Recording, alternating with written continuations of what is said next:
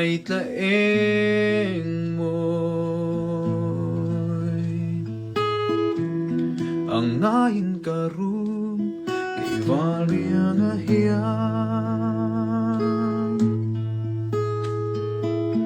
kaaw ni tin panlay rolay hunte kiran nan moy lo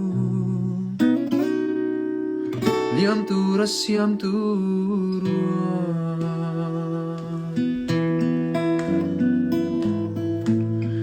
o shin nun kalsiam kat siar thiam lo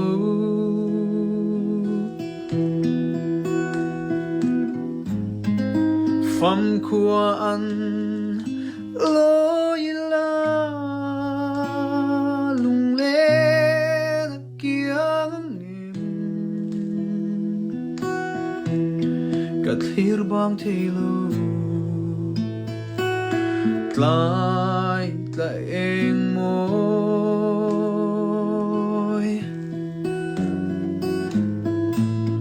amoy nghe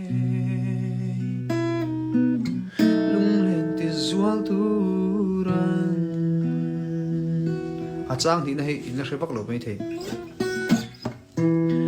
run in tap tual kan kil len rual kim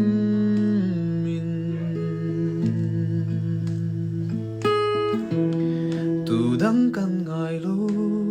sui lung rual za in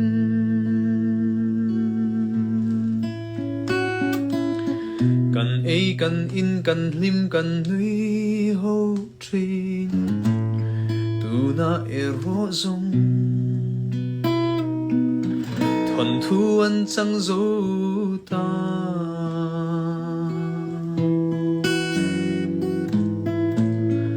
o sing nun kalsiam kat siar thiam lo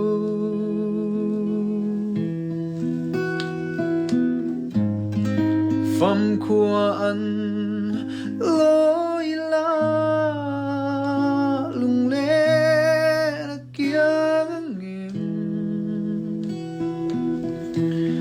kat hir bang thelo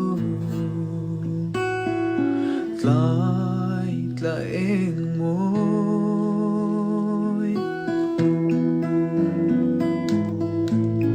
amoy nghe lung lên ti zual turan a bridge truana adang sak melton nan karala a tren kan thla piali thu ariat nuaya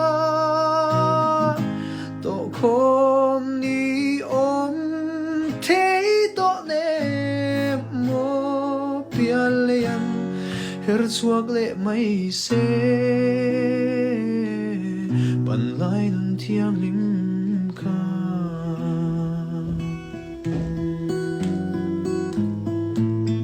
o shin nun kalsiam ka siar thiam lo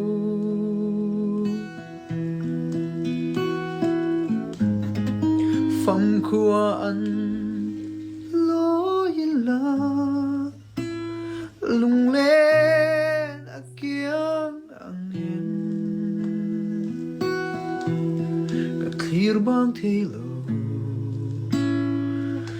kai tla eng